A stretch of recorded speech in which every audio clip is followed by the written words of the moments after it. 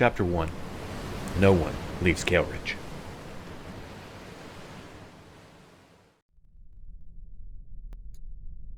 Constable Rowen leaned back in his chair with his arms crossed while Investigator Vale examined the house. The scowling scarecrow of a man scanned the room without really seeing it, clearly disinterested in committing himself to the job Rowen had practically had to beg him to do. The younger man sighed. Not that there was much to examine. The place was small, only 3 rooms in total. The smaller 2 were simple, nondescript bedrooms, empty and unmussed. Even the beds were made up, their blankets tucked loosely beneath a simple wool mattress.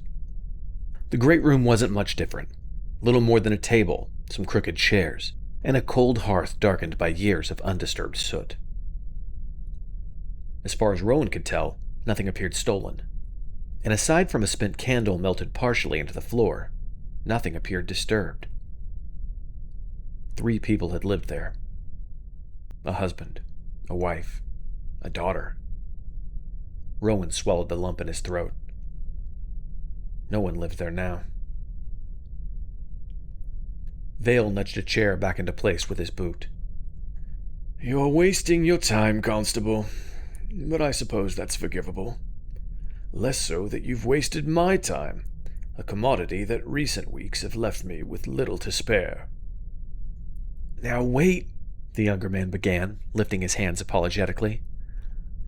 "There's nothing here, Constable. No evidence of foul play, no signs of a scuffle. I don't even see a reason why the original investigator deemed this a case of missing persons." He toed the pool of hardened wax. "Although it's possible I wasn't properly trained in the significance of poor housekeeping." Rowen bit his tongue.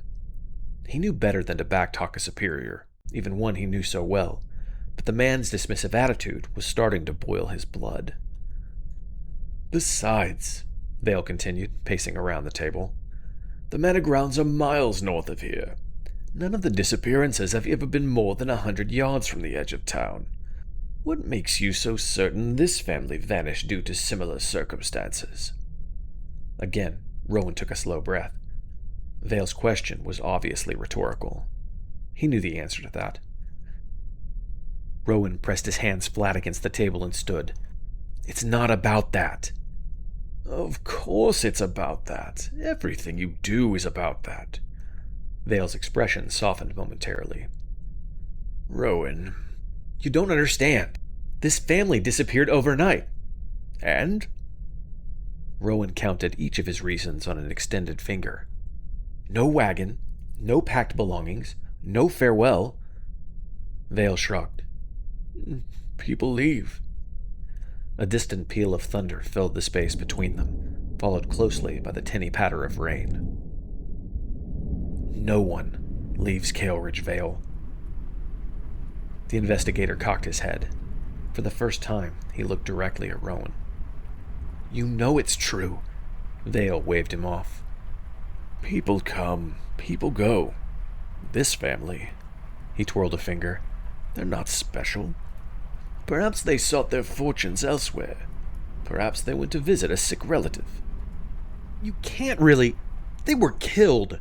Just like everyone who disappears from their homes in this rotten city. Just like..." Rowen fell silent, glaring. "Perhaps." His tone was flat, measured, not argumentative, tired. Nobody leaves Vale. Not the Winslows, not the Harpers, not the Kells. They disappear, and then everyone pretends like they didn't. It's infuriating, but that's what happens every single time. Vale sighed, shaking his head. "Then answer me this, Constable." His gaze drifted around the empty room. "Have you even seen any bodies?" Rowen's jaw tightened. There were never any bodies.